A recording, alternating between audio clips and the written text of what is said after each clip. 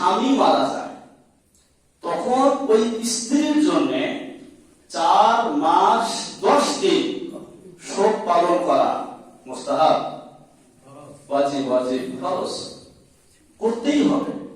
শোক পালন বলতে কি বোঝায়? 1 নম্বরে অপ্রয়োজনে বিশেষ প্রয়োজন ছাড়া স্বামীর ঘর ত্যাগ না করা। এতদিন যেই ঘরে ছিল সেই ঘরেই 4 মাস 10 দিন কাটানো। 2 সাজসজ্জা পরিহার করা। 3 সুগন্ধির ব্যবহার পরিহার করা। আপনার পরিপাটি হয়ে পরিষ্কার পরিচ্ছন্ন হয়ে থাকা এটা পরিহার করা। সুগন্ধি জাতীয় সাবান ইত্যাদি ব্যবহার না করা। সাদা মাটা অবস্থায় খুব স্বাভাবিক জীবন যাপন করবে স্বামীর ঘরে থেকে 4 মাস 10 দিন। তার মধ্যে যেন শোকের একটা প্রভাব পরিলক্ষিত হয়। সমস্ত প্রশংসা মহিয়ান বলিয়ান মহান রব্বুল আলামিনের জন্য, যিনি আমাদেরকে মাগরিবের সালাত আদায় শেষে সবচেয়ে দামি এবং পবিত্র জায়গা মসজিদে সব থেকে দামি কিতাব, পবিত্র কিতাব কোরআনে কারীমের তাফসীরের দরসে বসার তৌফিক দান করলেন। এজন্য আমরা কালিমাতুশ শুকর আদায় করি বলি আলহামদুলিল্লাহ। এবং অসংখ্য অগণিত দরুদ ও সালাম বর্ষিত হোক সাইয়্যিদুল মুরসালিন খাতামুন নবিয়্যিন রাহমাতুল লিল আলামিনের পবিত্র রূহের উপর, যার উম্মত হওয়ার পরম সৌভাগ্য আল্লাহ আমাদেরকে দান করেছেন। আমরা তার শানে সংক্ষেপে দরুদ পাঠ করি, সকলে বলি সাল্লাল্লাহু আলাইহি ওয়াসাল্লাম। মুহতারাম হাজিরিন, আমাদের সাপ্তাহিক ধারাবাহিক তাফসীরের ধারাবাহিকতায় আজকের আলোচ্য বিষয় হওয়ার কথা সূরা তাহার 38 নম্বর আয়াত। কত? 38 আয়াত। এবং আমি সেখান থেকেই তাফসীর দেখে এসেছিলাম, কিন্তু মনে হলো আর একটা বিষয় আরো বেশি জরুরি এবং সেটা আপনাদের জানানো আমার কাছে মনে হয়েছে জরুরি।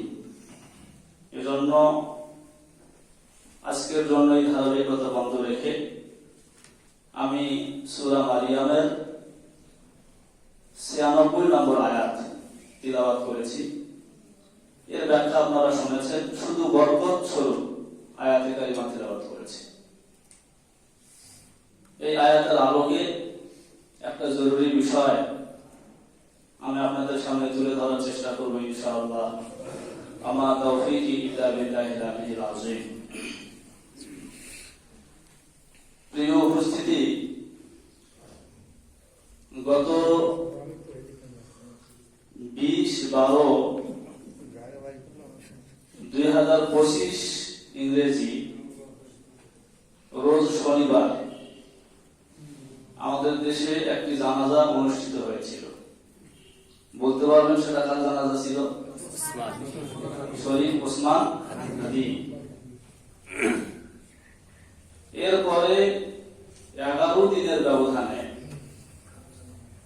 31/12/2025 ইং রোজ বুধবার আমাদের এই দেশে আরো একটি বৃহৎ জানাজা অনুষ্ঠিত হয়েছিল।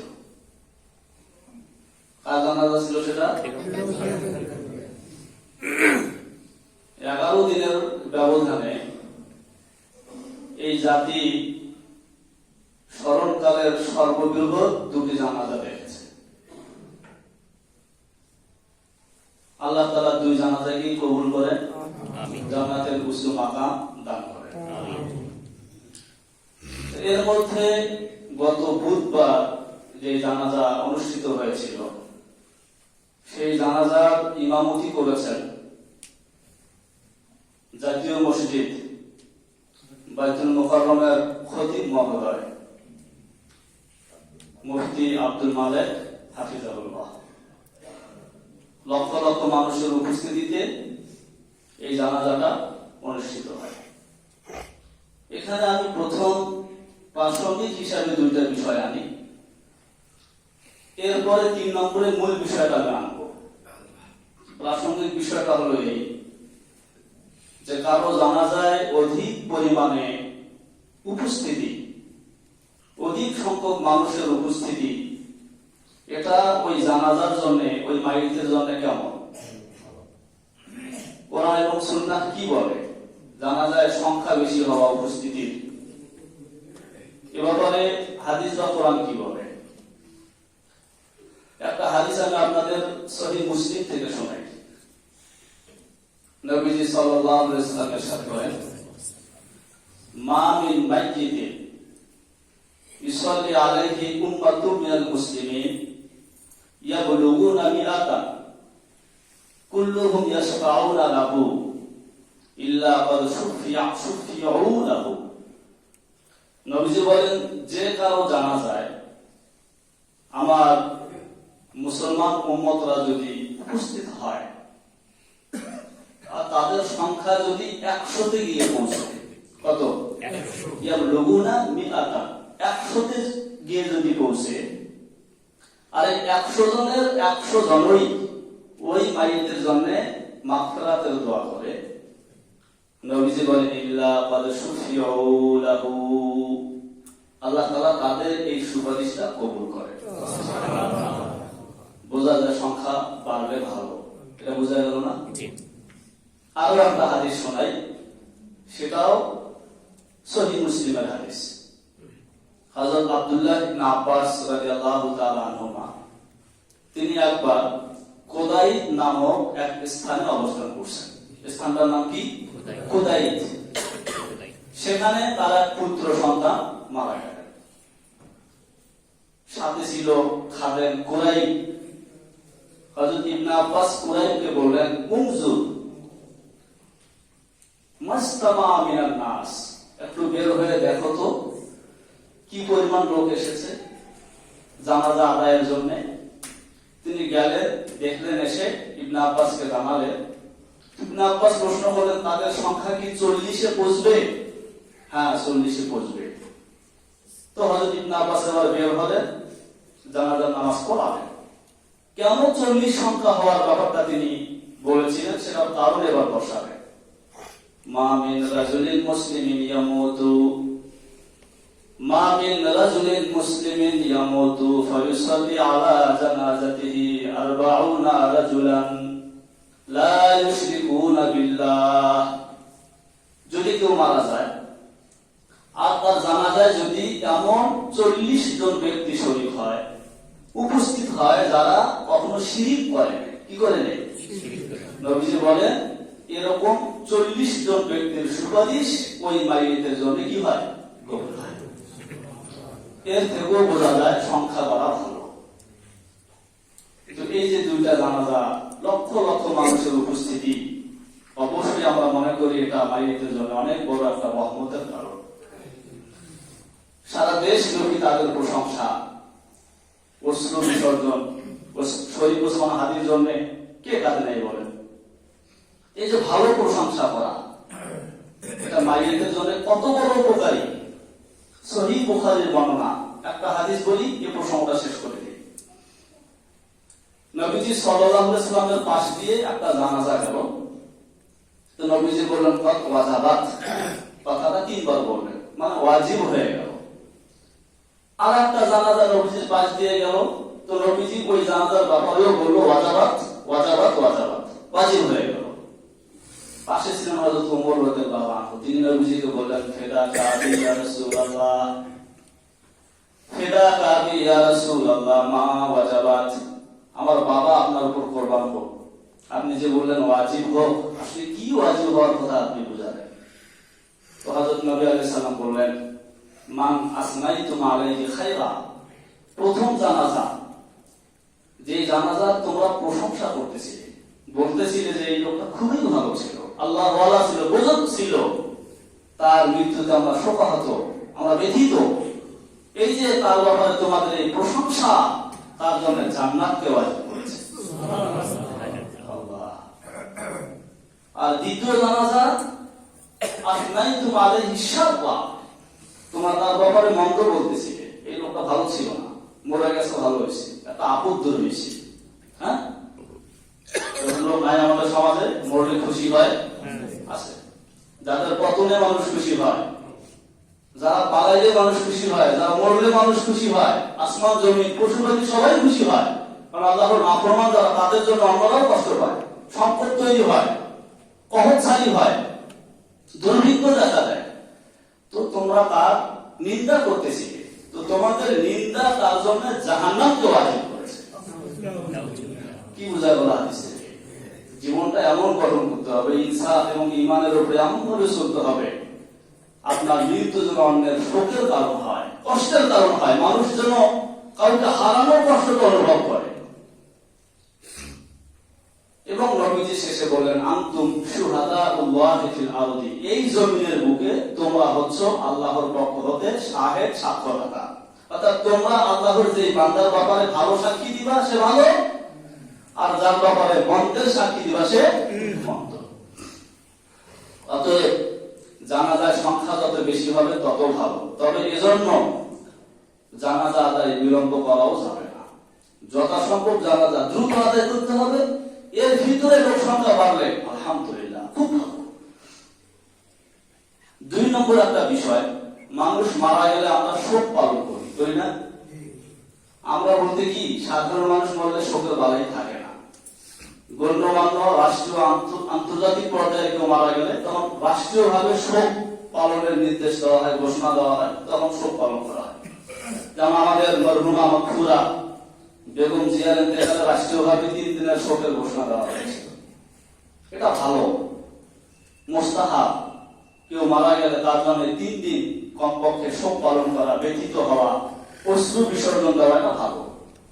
তবে এটা মনে রাখতে হবে, কারো মৃত্যুতে অশ্রু বিসর্জন দেওয়া এক জিনিস, আর বিলাপ করে কাঁদা আরেক জিনিস।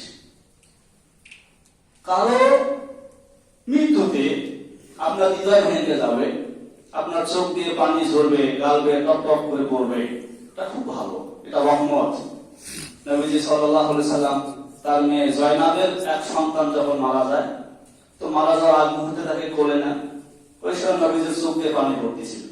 সাহাবী জিজ্ঞাসা করলেন, ইয়া রাসূলুল্লাহ, আপনি তো কাঁদতে নিষেধ করেন, তা আপনার চোখ দিয়ে যে পানি পড়ছে। মুসলিম শরীফের হাদিস। নবীজি বলে, আমি কাঁদছি না, ওরা আমার চোখ দিয়ে যে পানি পড়ছে এটা হলো রহমত। এটা কি রহমত? এটা আল্লাহ তাআলা মানুষের হৃদয়ে দান করে। আর একজন মানুষ যদি আলোচনার প্রতি রহম না হয়, দয়াশীল না হয়, তো তার প্রতি আল্লাহ কি হয় না? দয়াশীল। এটা রহমত। অপরদিকে বিলাপ করা, বিশেষ করে আমাদের মা বোনেরা যেটা করে, মাথার চুল ছেড়ে, গালে চপেট আঘাত করে, জামা ছেড়ে মাটিতে গড়াগড়ি করে, বিলাপ করে কাঁদে, এটা স্পষ্ট জাহিরি কাজ, এটা নাফরমানি, এটা গুনাহ, এটা বিদআত। হাদিসে আসছে, বুখারী শরীফের হাদিস, মুসলিম শরীফের হাদিস, নবীজি বলেন, আরবাউ মিন আমরিল জাহিলিয়াতি উম্মতি লা ইয়াতরুকুনাহুন্না, জাহিলি যুগের 4টা কাজ আমার উম্মতরা সহজে ছাড়তে পারবে না।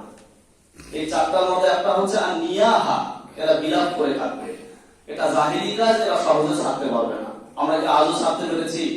আমাদের মা বোনেরা অস্থির হয়ে যায়, এত সব কথা বলে, ওরে আল্লাহ রে, এত ভালো ছিল রে, সে কেন গেল রে, কি জন্য বলল রে। আরো যদি বুড়ো হওয়ার আগে সন্তানরা যদি বাপ মায়ের সামনে মারা যায়, তাহলে তো বিলাপের শেষ নেই।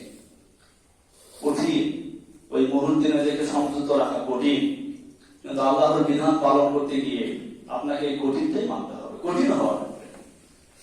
বিলাপ করা যাবে না, শোক পালন করা এটা ভালো, অশ্রু বিসর্জন দেওয়া এটা রহমত। তবে মনে রাখতে হবে এটা মুস্তাহাব।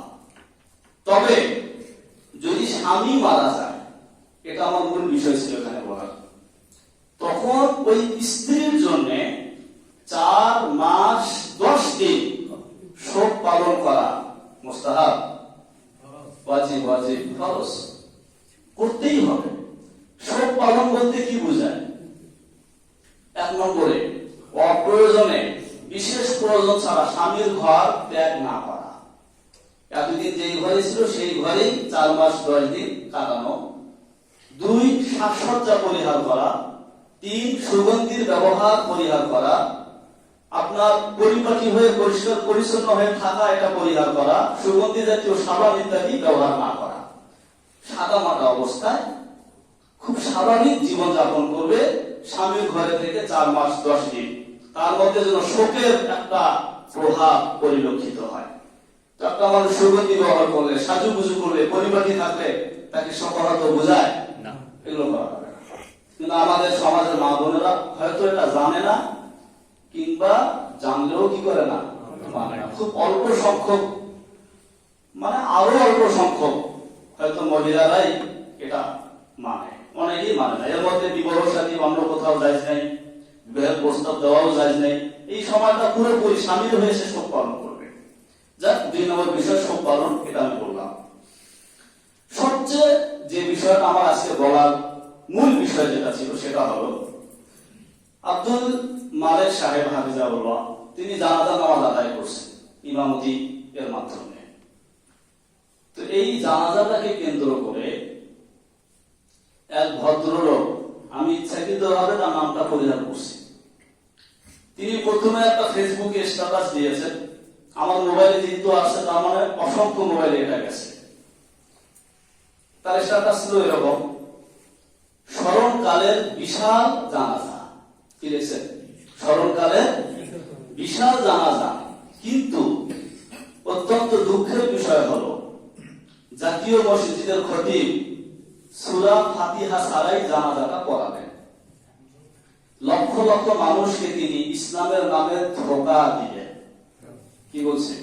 ইসলামের নামে, ওই ভদ্র সাহেব লিখছেন, ইসলামের নামে ধোঁকা দিলেন।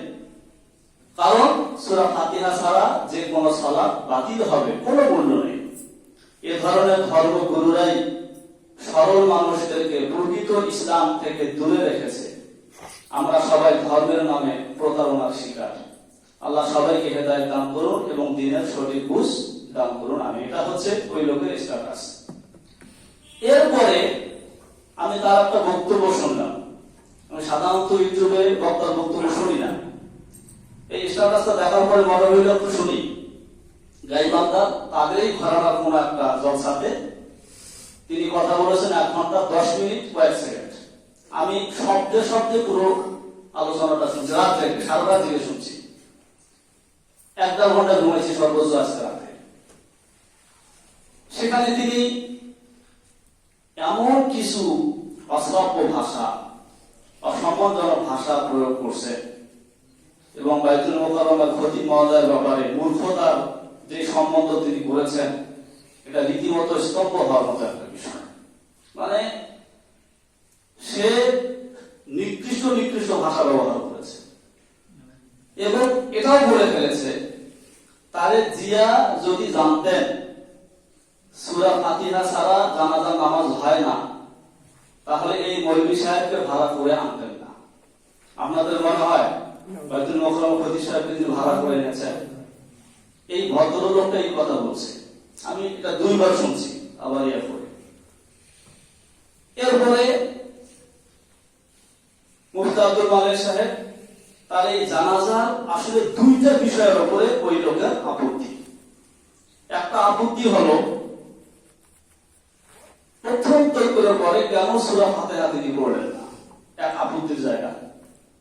আর একটা আপত্তির জায়গা, আপনারা হয়তো শুনে থাকবেন ভিডিওটা, ছবি ওঠানোর সময় মুফতি আব্দুল মালেক সাহেব বলেছিলেন কেন ছবি ওঠাতে হবে, এটা তো আল্লাহর জন্য দোয়া। কি দোয়াও কি ভিডিও করতে হয়? তো এই যে জানাজার নামাজ তিনি যে দোয়া বললেন, ওই ভদ্রলোকের কাছে এটা আর একটা আপত্তির জায়গা। কেন দোয়া বললেন? উনি বলতে চান সালাতুল জানাজা একটা সালাত, আর যে কোনো সালাতের জন্য সূরা ফাতিহা লাগে, অতএব জানাজা নামাজের জন্য কি লাগে, ওইভাবে ব্যাপারটা বুঝিয়ে দিতে চাইছেন।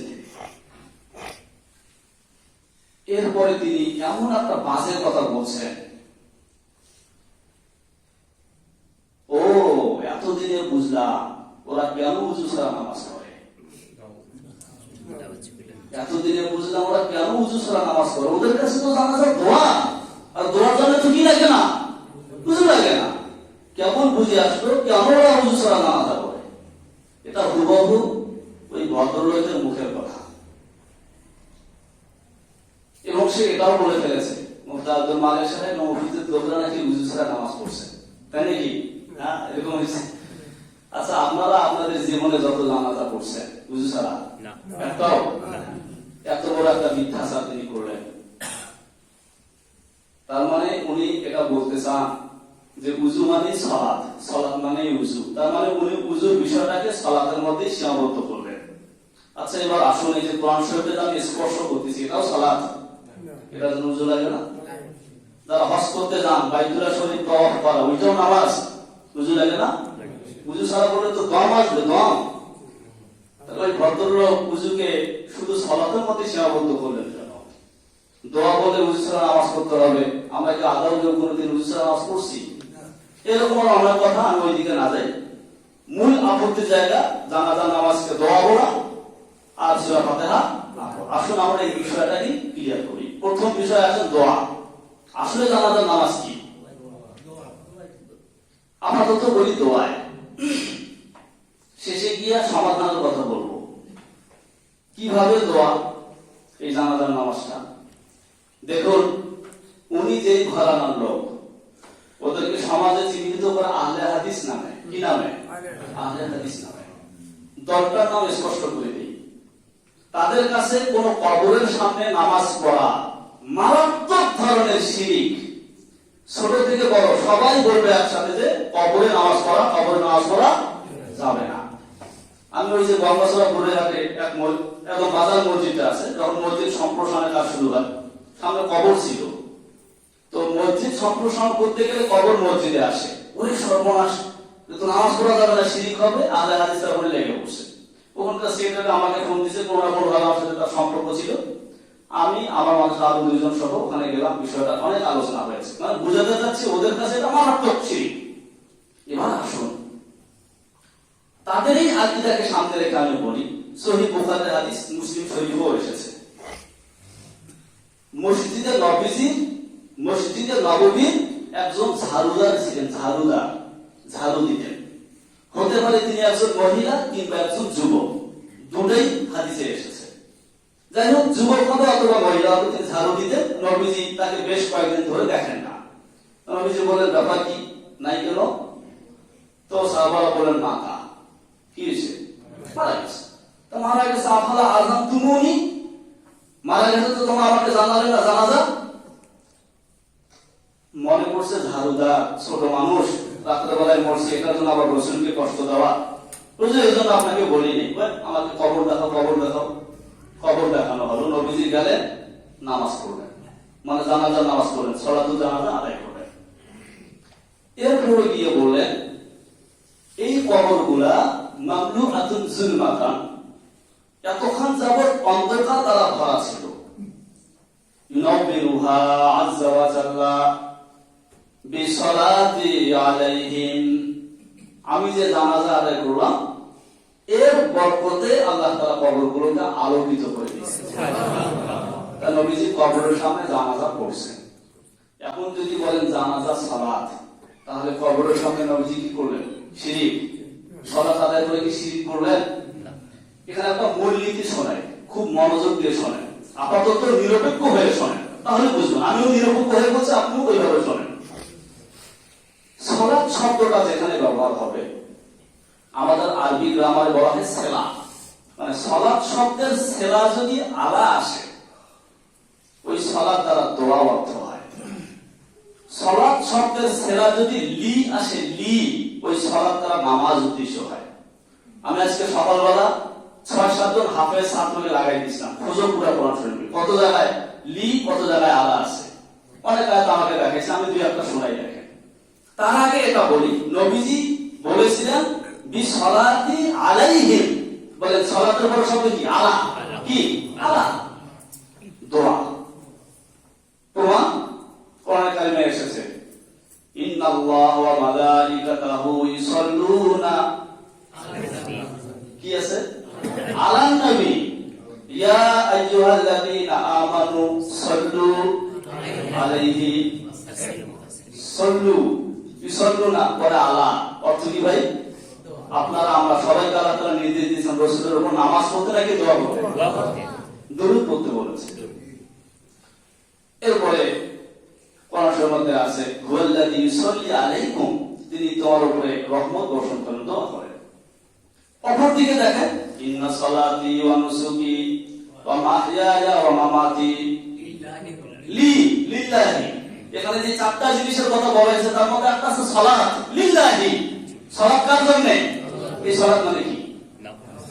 আপনারা যে কয়েকদিন আগে সূরা মারইয়ামের মধ্যে পড়েছেন, সূরা তাহার মধ্যে আকিমিস সালাতা লি যিকরি, নামাজ কায়েম করবে আমার স্মরণে। লি যিকরি, সালাত মানে কি? নামাজ। আমি চ্যালেঞ্জ করছি আপনার, চ্যালেঞ্জ না, শব্দটা বাদ দেন, যাদের কোরআন হাদিস ঘাটাঘাটির অভ্যাস আছে আজ থেকে শুরু করেন, এক সপ্তাহ টাইম দেন। হাদিসের যত জায়গায় জানাজার কথা পাবেন তত জায়গায় সালাতের পর আলা সালাত আলাল মাইয়িত, সালাত আলাল মাইয়িত। মক্কা মদিনা যারা গেছেন দেখবেন ওখানে ইমাম বলে আসসালাতু আলাল আমওয়াত আলা নবী, কি ভাই কোন না আলা নবী আলা আলা, বুঝা গেল সালাতের পর আলা আসলে সালাত মানে কি ভাই? দোয়া। আবু দাউদের একটা হাদিস শোনাই পরিষ্কার হবে। নবীজি বলেছেন ইজা দুআয়া আহাদুকুম ইলাস সালাহ, ইজা দুআয়া আহাদুকুম ইলাত তাআম, যদি তোমাদের কাউকে খাবারের জন্য দাওয়াত করা হয়, আমরা অনেক সময় দাওয়াত দেই না, তো নবীজি বললেন দাওয়াত দিলে দাওয়াত কবুল করা উচিত, কারণ দাওয়াত কবুল না করলে ওই লোকটা কষ্ট পাবে। তুমি দাওয়াত কবুল করো, দাওয়াত কবুল করার পরে তার বাসায় যাওয়ার পরে তুমি যদি রোজাদার না হও তাহলে খাও, আর যদি ওয়াইন কানা সায়মান খালি ইউসাল্লি ইউসাল্লি, আর যদি তুমি রোজাদার হও তো কি করো? ওই বান্দার জন্য সালাত করো, দোয়া দোয়া। এই যে আপনারা সব বুঝে গেছেন। তাহলে ইউসাল্লি হিসাব রাহমাতুল্লাহ আলাইহি এই হাদিসের ব্যাখ্যায় বলেছেন আই আদ-দুআ, দোয়া করো ভাই আল্লাহ তোমার সম্পদে বরকত দান করুন। আমি রোজাদার খাওয়ার জন্য বুঝতে পারছি না, তাইলে দোয়া অর্থ আছে না নেই? মজার ব্যাপার, ওই লোক যখন বক্তব্য দিচ্ছিল তার নিচে কমেন্ট করে না, মানুষ কমেন্ট করে না, তা কমেন্ট গুলো আমি দেখতে থাকলাম, দেখি তাদের ধারণার আরেকজন আব্দুর রাজ্জাক বিন ইউসুফের নাম শুনছে না? ওই কিন্তু আলে হাদিস, ওনার একটা ছেলে আছে মোটামুটি যোগ্য, আব্দুল্লাহ বিন আব্দুর রাজ্জাক বিন ইউসুফ। তিনি চট্টগ্রামে একটা জানাজা পড়িয়েছিলেন, একটা প্রসঙ্গকে সামনে এনে ওনার ওই ভিডিওটা ওখানে দিছে। তিনি বললেন জানাজার সালাতটাই তো দোয়া, তো জানাজা পড়ার পরে কবর দেওয়ার আগে আবার দোয়া কেন? বলেন উনি কি বললেন? দোয়া বললেন না জানাজা নামাজটাকে?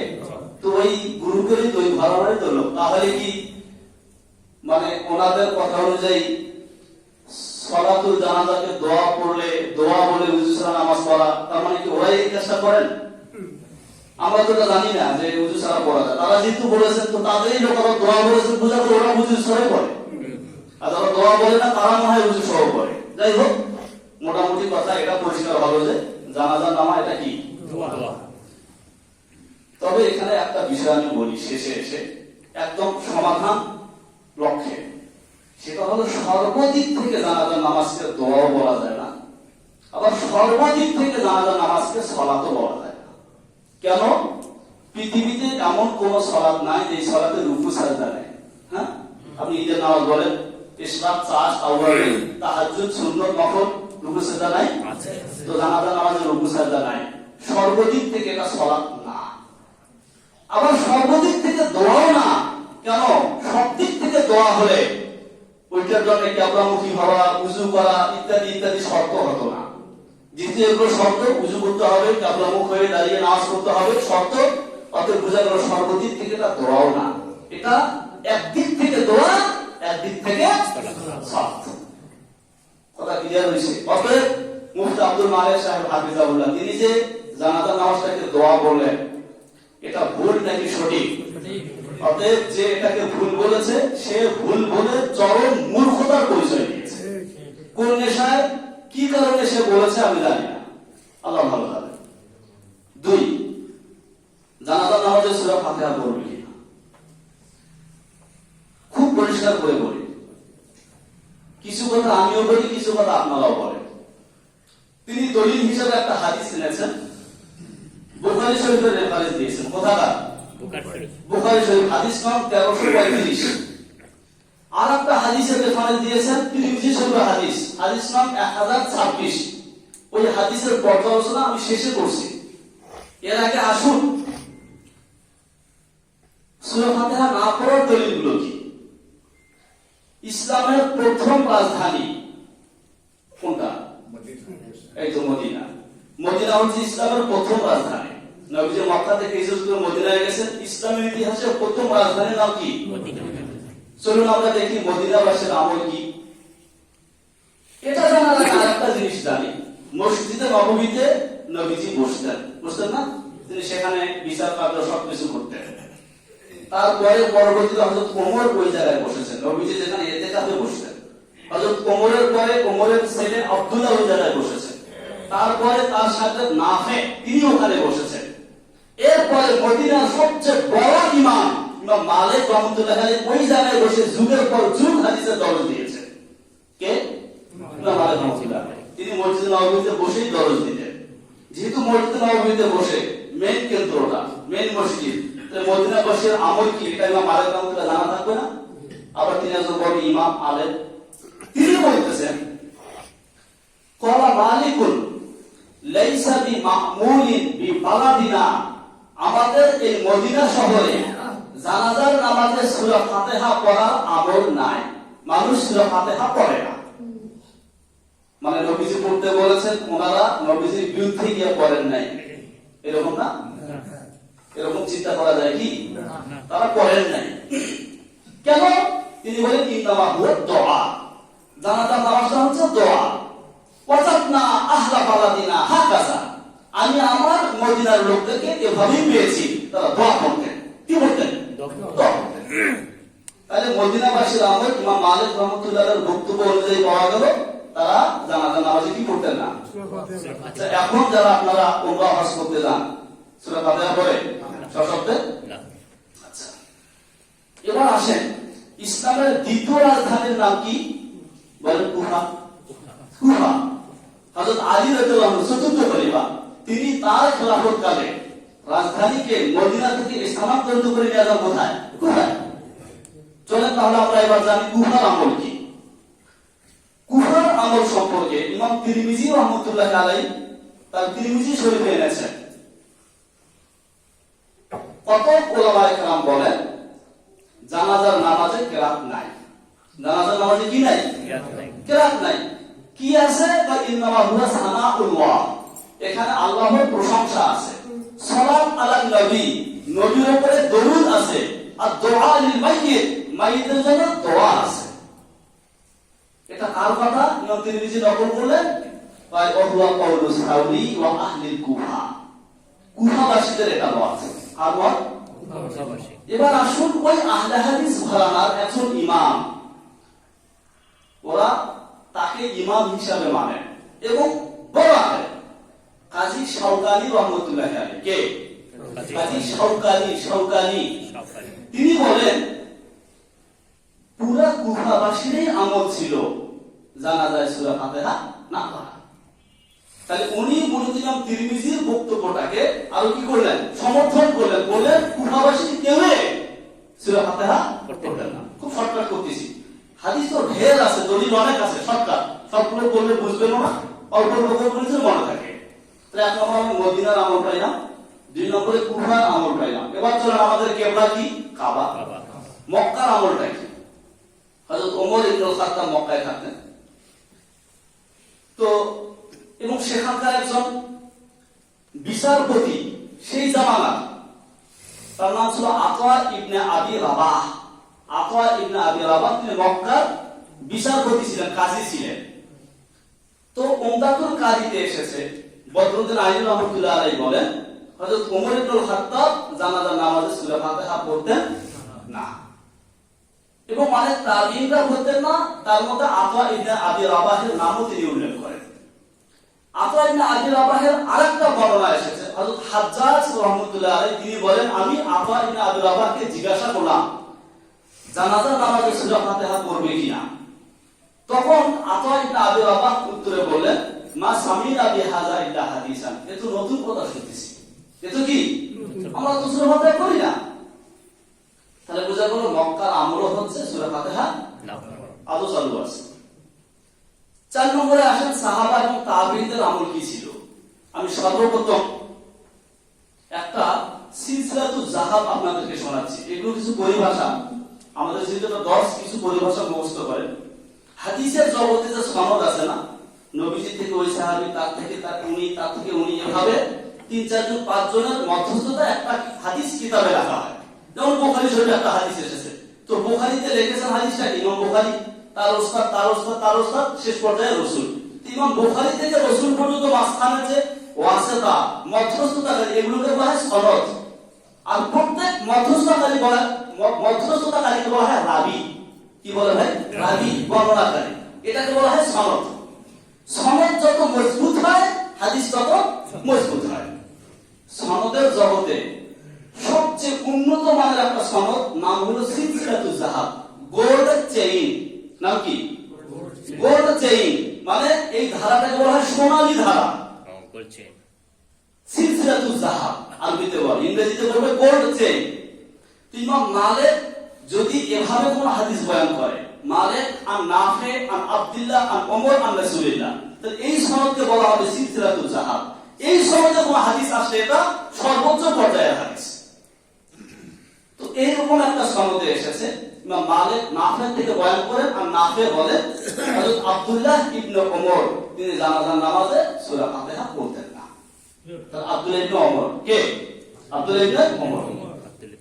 এরপর হযরত আলী রাদিয়াল্লাহু আনহু, যেটা ইবনে আবি শায়বাতে এসেছে, তিনি বলেন, তার ব্যাপারে বলা হচ্ছে, তিনি যখন জানাজার নামাজ পড়তেন কি করতেন? ইয়াবদাউ বিহামদিল্লাহ, তিনি আল্লাহর প্রশংসা দিয়ে শুরু করতেন, এরপরে দরুদ পড়তেন, এরপরে দোয়া করতেন। তবে একটা কথা আপনাদের বলি, আমরা যে বলি না আল্লাহুম্মা ফিরলি হাইয়িনা ওয়া মাইয়িতিনা, এটাই কিন্তু একমাত্র দোয়া নয়, এটাও আপনি মনে রাখবেন। একাধিক দোয়া আছে, তবে আমরা যেটা করি আল্লাহুম্মা ফিরলি হাইয়িনা ওয়া মাইয়িতিনা ওয়া শাহিদিনা ওয়া গায়বিনা ওয়া সাগীরিনা, এই হাদিসটা নাসাই শরীফে এসেছে। কোথায়? নাসাই শরীফে এসেছে, এটা সনদ সহিহ। অতএব এই দোয়া করতে আপত্তির কিছু নাই। কেউ যদি অন্য কোনো দোয়া করে তাও আপত্তির কিছু নেই। নবীজি থেকে একাধিক দোয়া বর্ণিত হয়েছে, সাহাবাদের থেকে একাধিক দোয়া আছে। তো হযরত আলীও সানা দিয়ে শুরু করতেন। কি দিয়ে? সানা দিয়ে। এরপরে দেখেন হযরত আবু হুরায়রা, তাকে আবু সাঈদ নামে একজন তাবী প্রশ্ন করেছিলেন, হুজুর জানাজা কেমনে পড়ব? তখন আবু হুরায়রা বললেন, আমি তোমাকে জানাচ্ছি কেমনে পড়বা। যখন কেউ মারা যায়, তো মৃত ব্যক্তির পরিবারের সাথে সাথে আমি চলতে শুরু করি। ফালামা ওয়াজাউহা, যখন তারা লাশকে রাখে জানাজা আদায়ের জন্য, তো আমি প্রথম যে কাজটা করি কাব্বারতু, তাকবীর বলি, হামিদতু, এরপর আল্লাহর প্রশংসা করি, এরপরে তাকবীর বলিয়া দরুদ পড়ি। তাহলে সূরা ফাতিহা কি আছে? এরকম অনেকগুলো নাম, আমি না বলি সবগুলো। আপনার হযরত আব্দুল্লাহ ইবনে মাসউদ, হযরত আবু হুরায়রা, হযরত সাবির ইবনে আব্দুল্লাহ, হযরত আব্দুল্লাহ ইবনে ওমর, হযরত ওমর রাদিয়াল্লাহু আনহু, এদের সবার থেকে বর্ণিত এরা সূরা ফাতিহা পড়তেন না। এবং আমরা যেটা সানা পড়ি, আপনাদের হয়তো অনেকে প্রশ্ন করতে পারে সানাটা কই পাইলেন? এই রেফারেন্সটা শুধু দেই আপনাদেরকে। হযরত শাআবী রাহমাতুল্লাহি আলাইহি, শাআবী তিনি বলেন প্রথম তাকবীরের পরে সানা, স্পষ্ট কথা, ফিল উলা আত-তানা ওয়া ফিস সানিয়া আস-সালাত ওয়া ফিস সালিসা আদ-দুআ লিল মাইয়িত ওয়া ফিল রাবি'a আত-তাসলিম। প্রথম তাকবীরের পরে সানা, দ্বিতীয় তাকবীরের পরে দরুদ, তৃতীয় তাকবীরের পরে দোয়া, চতুর্থ তাকবীরের পরে সালাম। এই কথাটা কোথায় এসেছে? মুসান্নাফ আব্দুর রাজ্জাকে এসেছে। তাহলে সানা পড়ার কথাটা আমরা পাই। তাহলে সাহাবা এবং তাবেঈনদের আমল থেকেও আমরা বুঝতে পারলাম সূরা ফাতিহা নাই। তাহলে মদিনার আমল, কুফার আমল, মক্কার আমল এবং সাহাবা তাবেঈনদের আমল। সর্বশেষ আরেকটা দলিল দেই, তাদের ঘরানার একজন শায়েখ, আপনারা হয়তো অনেকে নাম শুনবেন, শায়েখ ইবনে তাইমিয়া, নাম শুনছেন না? এটা শোনার কথা, অনেকের শোনার কথা। শায়েখ ইবনে তাইমিয়া, তার একটা লিখিত ফতোয়ার কিতাব ফাতাওয়া আল কুবরা, জগৎ বিখ্যাত আলেম ছিলেন, ওই ঘরানার একজন আলেম। তিনিও বলছেন এই কথাটা। কি বলেছেন? ওয়া ইল্লাম ইয়াকরা ওয়া দাআ লিল বাইয়িত জাযা, যদি কেউ কেরাত না পড়ে, শুধু মাইয়িতের জন্য দোয়া করে, সানা পড়ে, জাযা, তার জানাজার নামাজ কি হয়ে যাবে। তাহলে উনি কি ওনার শায়েখের এই কথাটা জানে না? উনি কেমন করে বললেন যে সূরা ফাতিহা ছাড়া জানাজা হয় না? এই কথাটা তারিক জিয়া জানলে ওনাকে ভাড়া করে আনতেন না। ওনার শায়েখরাই তো বলতেছে হয়ে যায় নামাজ। কথা কি বুঝে আসছে? সর্বশেষ কথা, আসুন ওনাদের হাদিসটা নিয়ে এবার একটু পর্যালোচনা করি। বুখারীর যে হাদিসটা 1335, সে হাদিসটা হলো এরকম, হযরত তালহা ইবনে মুহাম্মদ বলেন, হযরত তালহা ইবনে না, তলহা ইবনে আব্দুল্লাহ নামটা মনে রাখেন, তলহা ইবনে আব্দুল্লাহ, যে হাদিসটা বুখারীতে এসেছে, শেষের দিকে আসছে আমার আলোচনা। তো তলহা ইবনে আব্দুল্লাহ তিনি বলতেছেন, আমি ইবনে আব্বাসের পিছনে নামাজ পড়লাম। আসলে জানাজার নামাজে সূরা ফাতিহা পড়ার এই বর্ণনাটা ইবনে আব্বাস থেকে এসেছে। ওনাদের যতগুলো বক্তব্য শুনবেন ওই ঘুরে ঘাড়ে ইবনে আব্বাস ইবনে আব্বাস ইবনে আব্বাস, ওই বুখারী আর তিরমিজি মুসলিম, ওই ইবনে আব্বাস একটা হাদিস ঘুরে ঘাড়ে।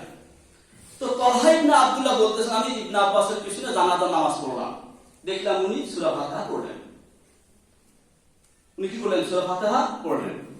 তো যখন সূরা ফাতিহা পড়লেন, আমি তাকে জিজ্ঞাসা করলাম এটা কি? উনি বললেন, আমি এটা করলাম এই জন্য মানুষ জানুক এটা সুন্নত। আমি একটা হাদিসটা আপনাদেরকে শোনালাম, এটা হচ্ছে হাদিসটা, এটা বুখারীর হাদিস। তিরমিজি শরীফের হাদিস 1026, সেখানে আবার এসেছে যে নবীজি সূরা ফাতিহা পড়েছেন। তাহলে কয়টা হাদিস হলো? দুইটা হাদিস। আসলে এই দুইটা হাদিসের ব্যাপারে একটু পর্যালোচনা করি। একটা উসুল আপনারা মনে রাখবেন, রাবি বোঝেন তো? রাবি কাকে বলে? হাদিস বর্ণনা। একটা থিওরি বলি, যদি কোন রাবি তার বর্ণনার বিপরীতে আমল করে, মানে রাবি হাদিস এক ধরনের বয়ান করেছেন, তার বাস্তব জীবনে আমল ওটার বিপরীত, মানে রাবি যদি তার বর্ণনার বিপরীত আমল করেন, তো রাবির বর্ণনার বিপরীত আমল করাটা একথা বুঝায় তার এই বর্ণিত হাদিসটা আমলযোগ্য নয়। কি যোগ্য নয়? এটা একটা উসুল। বুঝুন কেন? এই জন্য যে দেখেন মজার কথা হচ্ছে, একজন রাবি যদি হাদিস বয়ান করার পরে জেনে শুনে ইচ্ছাকৃত ভাবে যদি হাদিসের বিপরীতে আমল করেন, লিমা তাকুলু মা লা তাফালু, বলে একটা করে একটা, এরকম লোককে কমাস কম ফাসিক বলা হয়। কি বলা হয়? আর রাবি যদি ফাসিক হয়, ওই রাবির হাদিস কি হবে? সহিহ না, সে হাদিস এমনি দুর্বল হয়ে গেল। আর যদি উনি তার বর্ণিত হাদিসটার ব্যাপারে জানেন এবং ইচ্ছাকৃত ভাবে তিনি সেটার বিপরীতে আমল করেছেন, এজন্য যে আমল এটা, তবে নবীজি থেকে বর্ণিত হাদিসও এটা জেনে শুনে, তাহলে মনে করতে হবে তিনি যে হাদিসটা বয়ান করেছেন এই হাদিসটা আমলযোগ্য নয় বলে তিনি আমল করতেন। জি ভাই, কথাটা কি ক্লিয়ার হচ্ছে? এবার দেখুন এই যে হাদিসটা, এই হাদিসটার একজন রাবীর নাম হলো হযরত সুফিয়ান সাউরি। তিনি কিন্তু তার এই বর্ণিত হাদিসের বিপরীতে আমল করছেন। সুফিয়ান সাউরি, ইমাম তিরমিজি রাহমাতুল্লাহি আলাইহি তার তিরমিজি কিতাবে সুফিয়ান সাউরির মত উল্লেখ করেছেন যে জানাজা নামাজে সূরা ফাতিহা নাই, এটা সুফিয়ান সাউরি বলেছেন। তাহলে রাবী তার রিওয়ায়াতের বিপরীতে আমল। এবার আসুন সাহাবী আব্দুল্লাহ ইবনে আব্বাস, তিনি হাদিসটা বয়ান করেছেন এবং তিনি জানাজা নামাজে সূরা ফাতিহা পড়েছেন, কিন্তু তার আমল দেখেন কি রকম বা তার বক্তব্যটা কি রকম। তাকে এক ব্যক্তি প্রশ্ন করেছিলেন, হযরত আবু হামজা, তিনি ইবনে আব্বাসকে প্রশ্ন করেছিলেন, কাইফা উসাল্লি ফিল কাবা। শেষ আলোচনার দিকে শেষে আসছে, আমি কাবার ভিতরে নামাজ পড়তে চাই, কেমনে পড়ব? হযরত ইবনে আব্বাস বলেন, কামা ইউসাল্লি ফিল জানাজা, কামা ইউসাল্লি ফিল জানাজা, জানাজার সালাত যেভাবে পড়া হয় কাবার ভিতরে ওইভাবে নামাজ পড়তে হবে।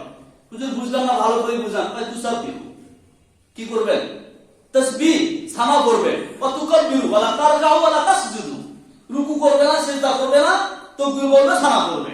তাহলে ওনার হাদিস একরকম আর ওনার বক্তব্য কি আরেক রকম। উনি আমলও করেছেন ওইটা, কিন্তু ওটার বিপরীত তার বক্তব্য আছে, বোঝা যায় এটা আমলযোগ্য হিসেবে অতটা শক্তিশালী না। এবার আসুন আরেকটা মজার ব্যাপার, তিরমিজি শরীফের হাদিস যেটা আনা হয়েছে 1026, সেখানে একজন রাবী আছে ইব্রাহিম ইবনে উসমান, নাম মনে থাকবে? ওনার আরেকটা শর্টকাট নাম হচ্ছে আবু সাইবা। আমি ওই ভদ্রলোকের বক্তব্য শুনলাম, উনি এই প্রসঙ্গটা এনেছেন। কি মিথ্যাচারটা দেখেন, কিভাবে ধোঁকা দেয়। তিনি বললেন এই হাদিসটার মধ্যে ইব্রাহিম ইবনে উসমান নামে একজন রাবী আছে আবু সাইবা, তিনি বিতর্কিত। এই কারণে ইমাম তিরমিজি রাহমাতুল্লাহি আলাইহি নাকি এই হাদিসটাকে মুনকারুল হাদিস বললেন। হাদিসটা মুনকার, এটাতে দলিল দেওয়া যায় না।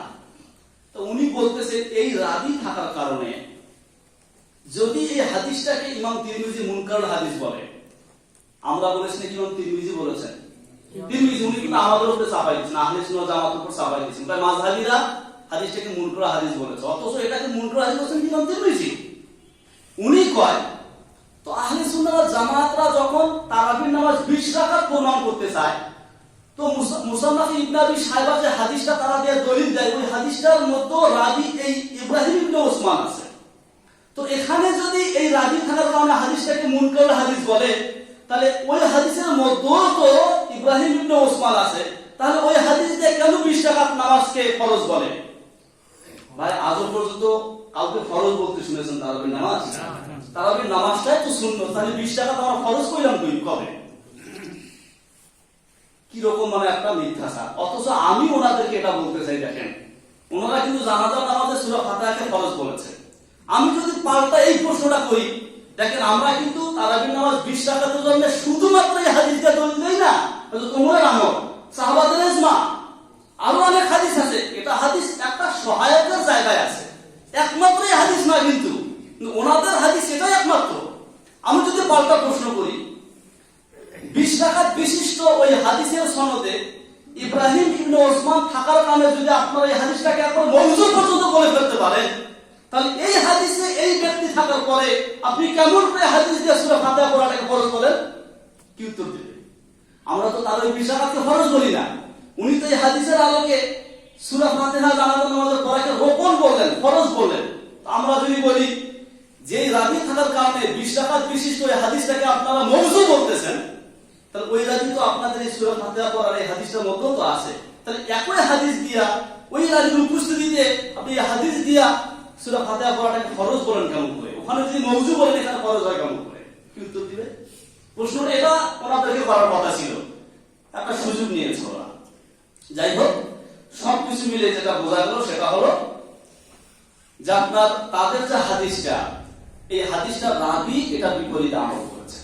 এবং দেখেন তলহা তিনি যখন ইবনে আব্বাসের পিছনে জানাজা নামাজ পড়লেন আর ইবনে আব্বাস কেরাত পড়লেন, নামাজ শেষে তলহা ওনাকে প্রশ্ন করেছিলেন, মা তাকরাউ, আপনি কেরাত করলেন যে আতাকরাউ বিফাতিহাতিল কিতাব, আরেক বর্ণনায় এসেছে আপনি কেন জানি সূরা ফাতিহা পড়লেন? তখন উনি বললেন, আমি এজন্য এটা করেছি যাতে মানুষ জানে আন্নাহা সুন্নাতুন, আন্নাহা কিতুন সুন্নাতুন, যে এটা সুন্নত। এখন আবার কথা হচ্ছে, আচ্ছা আমি যে নামাজ পড়াই বা যিনি নামাজ পড়ান, আপনারা কোনোদিন প্রশ্ন করেছেন হুজুর আপনি কি সূরা ফাতিহা পড়ছেন? প্রশ্ন করেন নাকি? জানেন সূরা ফাতিহা পড়েছে। তাহলে তলহা মক্কার কাজী বিচারক তিনি যে প্রশ্ন করলেন কিভাবে সূরা ফাতিহা পড়লেন, তার মানে ব্যাপারটা কি বোঝায়? আমরা তো সূরা ফাতিহা পড়ি না, এখানে তো এমন নাই, আপনি কেন একটা ব্যতিক্রম আমল করলেন? তো তার প্রশ্ন থেকেও বোঝা যায় যে হাদিসে সূরা ফাতিহার কথা এসেছে, ওই হাদিসের ওই রাবীর প্রশ্ন থেকেও বোঝা যায় সূরা ফাতিহা পড়ার আমল ছিল না। তো উত্তর কি দিলেন? যে এটা সুন্নাত। ওই ভদ্রলোক এটা তর্জমা কিভাবে করছেন জানেন? আন্নাহা সুন্নাতুন, এটাই সুন্নাত। তার অনুবাদ কি? এটাই সুন্নাত। আমি আপনাদেরকে অনুবাদ সেটা আপনারা বলবেন এটাও সুন্নাত। বলেন এটাই সুন্নাত আর এটাও সুন্নাত, তর্জমা কি এক না? যদি বলা হয় এটাই সুন্নাত তাহলে অর্থ দাঁড়াবে কি? ওই যে হ্যাঁ, তাহলে মদিনাতে যারা আমল করলেন, কুফাতে মক্কাতে সাহাবা তাবিঈনরা যারা আমল করে নাই, তাহলে বুঝা যায় এটাই একমাত্র সুন্নাত। এতদিন তারা যেটা করেছে এটা সুন্নাতের বিপরীত করেছে। আমরা ওই জায়গায় এতগুলো মানুষকে দাঁড়াতে পারি না, আমরা বলি এটাও সুন্নাত। ঠিক আছে, এটাও সুন্নাত। তার মানে আমি নবীজির থেকে আমলটাও শুনেছি, যদিও এটা আমল নাই। অতএব সর্বশেষ এসে যদি বলা যায় কথা এটা এভাবে সমাধান হয়ে যায়, সেটা হলো জানাজার নামাজ যেরকম রুকু সাজদা নাই, ঠিক তেমনি ভাবে জানাজার নামাজে কেরাতও নাই। কি নাই? সূরা ফাতিহা নাই, কেরাত নাই। হ্যাঁ, এখন কেউ যদি সূরা ফাতিহার মধ্যে একটা ছানা আলহামদুলিল্লাহি রাব্বিল আলামিন আর রহমানির রহিম মালিক ইয়াউমিদ্দিন প্রশংসা না, কেউ যদি ছানার নিয়তে কি ছানার নিয়তে কেউ যদি সূরা ফাতিহা পড়ে, ওকে। কেরাতের নিয়তে সূরা ফাতিহা পড়তে হয়, কেরাত পড়তে হয়, এই হিসাবে কেউ যদি পড়ে এটা চলবে না। কথা বুঝতে পেরেছি? তাহলে শেষ কথা আসলে এটা যে জানাজার নামাজে কি নাই? কেরাত নাই। এবং এটারই আমল কুফাতে ছিল, মক্কাতে ছিল, মদিনাতে ছিল এবং সাহাবা তাবেঈনদের আমল এটা ছিল। যদিও এই বিপরীতে সূরা ফাতিহারও কি আছে? আমল আছে। অতএব তিনি যে বললেন মুফতি আব্দুল মালিক সাহেবের এই জানাজার নামাজকে কেন্দ্র করে যে তারিখ যদি জানতেন সূরা ফাতিহা ছাড়া জানাজা হয় না, তাকে ভাড়া করে আনতেন না, আপনারা বলেন তার এই কথাটা কি সঠিক, নাকি এই কথা বলে সে মূর্খতার পরিচয় দিয়েছে, কণ্ঠ মূর্খের পরিচয় দিয়েছে? অতএব আল্লাহ রাব্বুল আলামিন আমাদের সকলকে এই বিষয়গুলো সঠিকভাবে বোঝার আমল করার তৌফিক দান করুন।